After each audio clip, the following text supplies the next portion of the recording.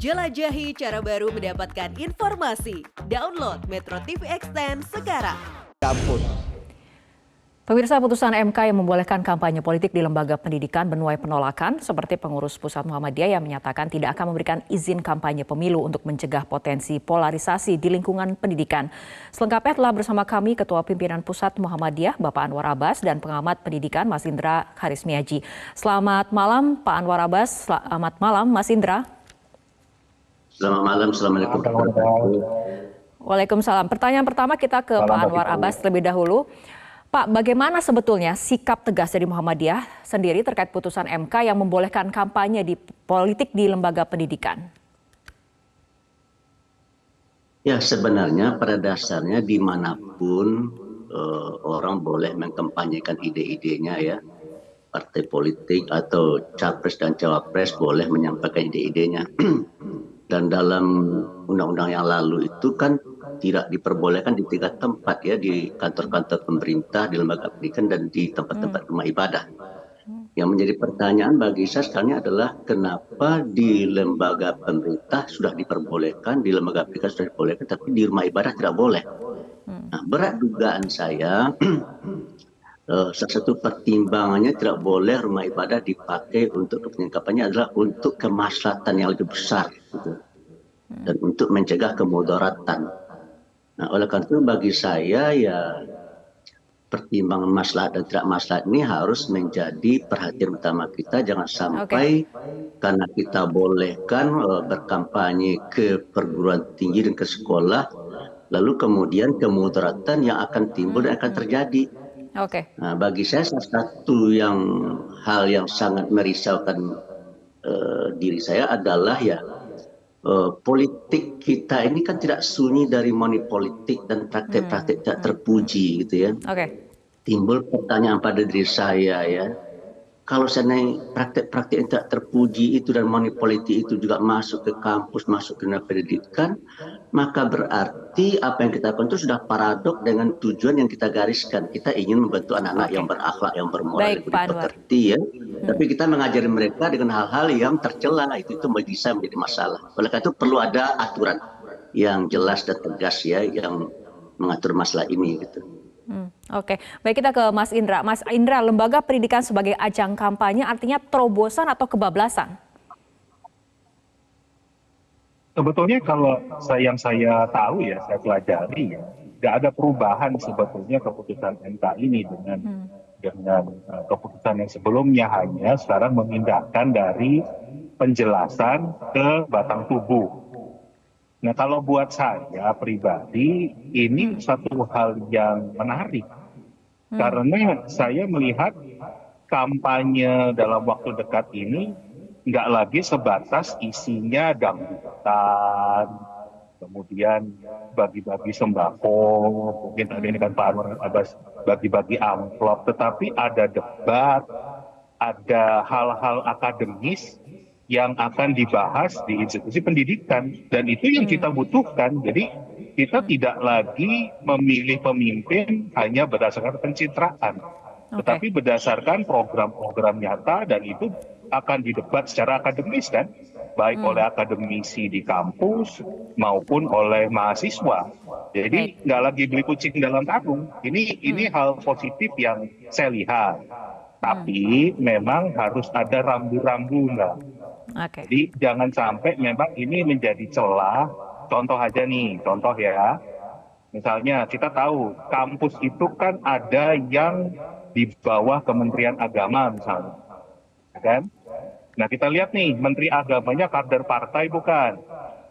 Jangan sampai misalnya nanti yang boleh untuk berdebat atau bicara di kampus Kementerian Agama hanya yang di-endorse oleh dari partainya si menteri misalnya.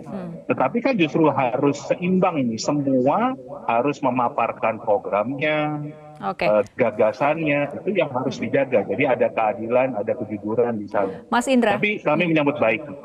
Tapi kalau di kampus kan memang bisa kemungkinan untuk menjadi adanya adu gagasan. Bagaimana dengan di sekolah? Banyak yang mengkhawatirkan ini justru menjadi ajang yang rawan.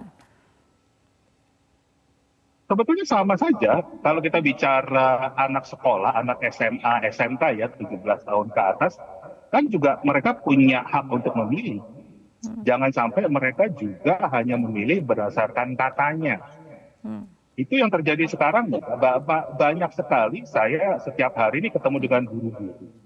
Banyak guru-guru kita, termasuk dosen, yang masih percaya dengan berita bohong, dengan hoax terhadap calon tertentu, partai tertentu. Karena memang berita yang diterima hanya sebatas itu. Kalau mereka akan ketemu calonnya langsung, kan bisa dikonfirmasi, bisa ditanya, bisa betul-betul dikejar. Betul nggak apakah Anda seperti ini, Anda punya program seperti itu.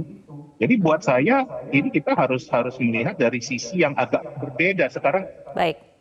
bangsa ini bisa jadi lebih cerdas, Mbak, dengan membawa kampanye politik, penjelasan politik ini dibuat ilmiah. Baik. Dan itu yang harus kita jaga, tetap ilmiah ya. Baik. Oke, Mas Indra dan juga Pak Anwar, sebetulnya detail aturan seperti apa yang bisa kemudian mencegah adanya polarisasi di lembaga pendidikan ketika kemudian kampanye politik dimulai? Kita akan bahas mengenai hal ini, tapi kita akan ikuti jeda berikut terlebih dahulu.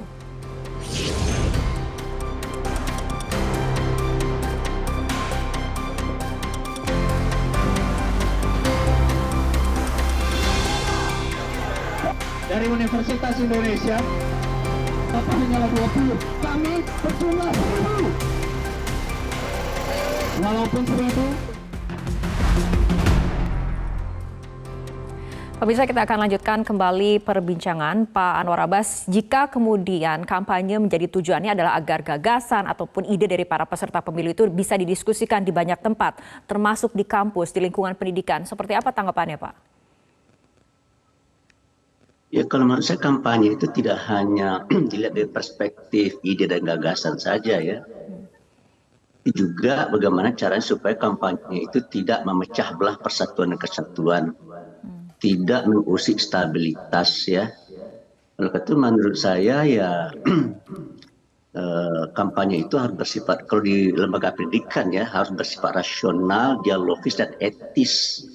Cuma jadi pertanyaan bagi saya ya, dan ini betul-betul menjadi kekhawatiran saya, apakah mungkin ya para politisi ini ya tidak akan melakukan praktek-praktek tidak terpuji ya dalam mengkampanyekan tokohnya di kampus dan di lembaga pendidikan tersebut. Itu yang saya masih khawatir ya.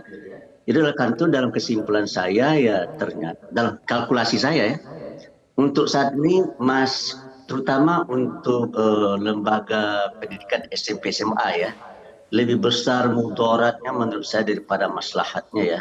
Kalau menurut saya ini.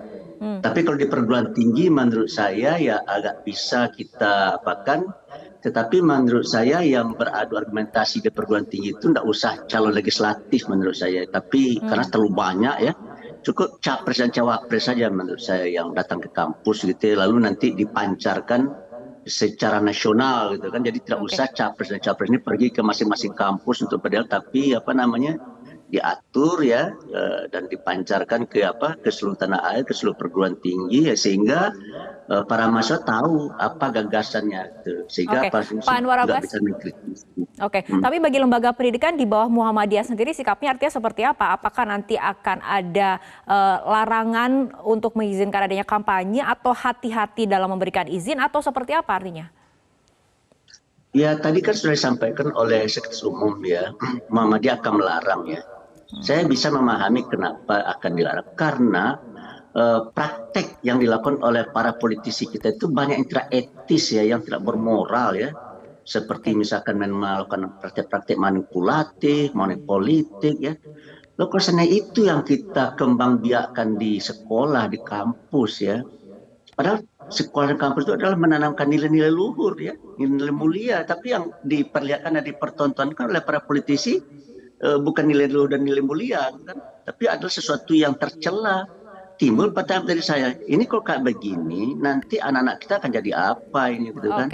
Maksud kita baik, tetapi karena pelaksanaan tidak baik, maka dia menjadi buruk. Oleh Oke. karena itu di dalam Islam itu ada satu metode yang disebut dengan saddu zari'ah. Saddu zari'ah itu adalah dia boleh, tetapi karena mafsadat yang akan ditimbulkannya besar, maka dia dilarang. Dan menurut saya ya kalau seandainya sistem pemilihan atau sistem kampanye di kampus ini tidak diatur dengan sebaik-baiknya ya, Oke. tidak bisa meminimalisir dampak mafsadatnya, maka menurut saya lebih baik tidak usah. Oke, baik Pak Anwar Abbas, mengenai aturan sendiri, Wakil Presiden Maruf Amin meminta KPU membuat aturan teknis terkait putusan MK yang mengizinkan kampanye di lembaga pendidikan dengan sejumlah syarat. Kita ikuti pernyataan berikut terlebih dahulu. Dan di perguruan tinggi pun harus diatur, ya selain tidak membawa atribut, tentu harus menghadirkan ketiga capres misalnya itu, sehingga bisa adil, ya. Jangan sampai terjadi semacam pembelahan lah, ya, polarisasi yang menjadi perpecahan. Aturan teknisnya oleh pihak KPU itu harus betul-betul tidak ada sedikit pun celah kemungkinan terjadinya konflik dan pembelahan di kampus. Pak Anwar Abbas, menurut Anda apakah detail aturan seperti itu mampu ataupun bisa mencegah adanya polarisasi? Ya secara normatif saya mendukung apa disampaikan oleh Bapak Wapres, tapi secara praktis saya melihat ya masih pesimis saya ya. Bahwa mereka-mereka yang datang ke kampus itu tidak membawa sesuatu ya yang berupa janji-janji ini dan itu, yang itu menurut saya ya mencerminkan politik yang tidak bermoral ya. Itu aja yang menjadi kekhawatiran saya. Oleh karena itu bagi saya ya daripada dilaksanakan ya lebih baik tidak gitu, karena kita timbang-timbang antara maslahat dan mafsadatnya ya. Kalau menurut saya jika pelaksanaan Pilpres dan Pileg masih seperti yang di masa-masa lampau, saya terus terang tidak setuju ya. Karena berarti bagi saya itu sama saja para politisi telah merusak dunia kampus dan dunia lembaga pendidikan karena mereka akan menyemai nilai-nilai yang bertentangan dengan nilai agama, bertentangan dengan akhlak dan etika. Padahal tujuan pendidikan kita itu adalah membentuk manusia yang beriman dan bertakwa. Tapi kalau seandainya cara-caranya masih seperti masa lalu ya kebalikan dari itu yang akan terjadi. Membentuk manusia yang tidak beriman, membentuk manusia yang tidak bertakwa dan tidak berakhlak serta tidak berbudi pekerti luhur. Itu bagi saya yang harus diapakan. Tapi kalau seandainya pelaksana KPU bisa menjamin silakan. Tapi saya tidak percaya ya hal itu akan bisa mereka taati dan patuhi. Oke, baik. Mas Indra tanggapannya? Ya, yang pertama kita itu nggak harus takut dengan polarisasi ya. Yang perbedaan pilihan itu bicara milih ketua OSIS saja bisa sebagian milih si A, sebagian milih si B. Jadi kita nggak perlu takut dengan namanya polarisasi, tetapi justru kita bicara bagaimana setelah pemilu usai itu kita nggak terbelah lagi, tapi sudah move on. Itu yang justru harus didorong secara akademis. Menurut saya justru kita kekurangannya di situ. Masih lebih banyak tadi yang saya katakan, banyakan acara dangdutnya, banyakan acara hura-huranya, tapi nggak didorong ke yang akademis. Kalau kita dorong ke arah akademis, jadi isinya sebetulnya saya memang agak nggak pasti dengan istilah kampanye itu. Tapi kalau kita bicara misalnya debat akademis, pemaparan program, dan ini kan nggak hanya sebatas capres, tapi kepala daerah juga harusnya melakukan hal yang sama, calon kepala daerah. Tapi menurut Anda siapa yang bisa menjamin ataupun mengawasi bahwa kampanye ini nantinya isinya pendidikan politik, bukan kemudian adanya polarisasi yang bisa membelah ataupun adanya transaksi antar pimpinan perguruan tinggi, pimpinan sekolah dengan pemimpin dari parpol sendiri seperti itu? Ya kita kan sudah punya Bawaslu, kita punya KPU, apa yang mereka lakukan kalau mereka nggak mampu mengawal proses pemilu ini? Jadi kembalilah kita bicara keputusan MK ini. Saya sepakat kalau kita bicara secara konstitusi memang harusnya nggak ada pelarangan untuk menggunakan fasilitas pendidikan, fasilitas pemerintah untuk menyampaikan program-program dari calon presiden, calon kepala daerah, calon legislatif kita. Harusnya nggak, memang secara konstitusi nggak ada larangan itu. Nah tapi tadi kan kita harus diatur supaya satu adil, jangan sampai hanya memberatkan, ya misalnya lah kita bicara pilkada ya, kepala daerah, karena incumbent yang boleh bicara di depan dalam gedung milik pemerintah hanya incumbent saja, itu nggak benar. Itu yang harus dikawal oleh Bawaslu, oleh KPU. Jadi memang aturannya harus kita dorong untuk menjadi sesuatu yang mencerdaskan bangsa. Jadi tidak lagi hanya sebatas pencitraan, tapi betul-betul didorong menjadi satu yang ilmiah, satu yang akademis. Ini menurut saya satu hal yang positif. Baik, kita terakhir ke Pak Anwar Abbas. Tadi dikatakan dari Mas Indra agar bisa menjadi sesuatu hal yang bisa mencerdaskan bangsa. Menurut Anda jika memang itu bisa menjadi tujuan utamanya, langkah yang harus dilakukan seperti apa ketika kemudian putusan MK sudah dikeluarkan? Ya kalau menurut saya ya, jika seandainya penyelenggaraan kampanye itu rasional, dialogis, dan etis, ya tidak melanggar nilai-nilai agama dan budaya, ya biasa-biasa saja, tidak masalah ya. Cuma saya kan ragu ini ya, apakah akan bisa acara kampanye itu berlangsung secara rasional, dialogis, dan etis tanpa melanggar nilai ajaran agama dan budaya. Itu yang saya khawatirkan. Nah, karena ketinggian kekhawatiran saya terus terang saja berpandang secara pribadi ya, tidak atas nama PP Muhammadiyah, secara pribadi. Dalam timbangan saya lebih besar madaratnya daripada maslahatnya, gitu kan. Tapi kalau seandainya KPU bisa menjamin lebih besar maslahatnya daripada mudaratnya, saya setuju saja. Gitu. Sama dengan Pak Indra tadi ya, oke-oke saja. Tetapi saya ragu ya, apakah KPU akan bisa melaksanakan tugas dan fungsi sesuai dengan diharapkan oleh Pak Indra tadi. Itu saya masih ragu ya, karena prakteknya selama ini dari beberapa kali pemilu yang kita lakukan itu ya apa yang Pak Indra harapkan itu tidak mewujud, itu aja pertanyaan saya. Jadi bagaimana saya akan bisa menerima kehadiran sesuatu kegiatan kalau pelakunya tidak saya percaya, itu jadi masalah bagi saya itu ya. Kalau orang yang mengawasi tidak saya percaya, itu bagaimana itu gitu. Lalu timbul pertanyaan, ketika ada acara yang pelakunya tidak saya percaya dan orang terlibat dan tidak saya percaya, apa yang sebaiknya kita lakukan? Ya tinggalkan gitu. Oleh karena itu bagi saya ya, karena situasi seperti itu ya, maka menurut saya ya terus terang saja ya di lembaga pendidikan baik dasar menengah ya dan juga perguruan tinggi ya, saya terus terang lebih baik meninggalkannya.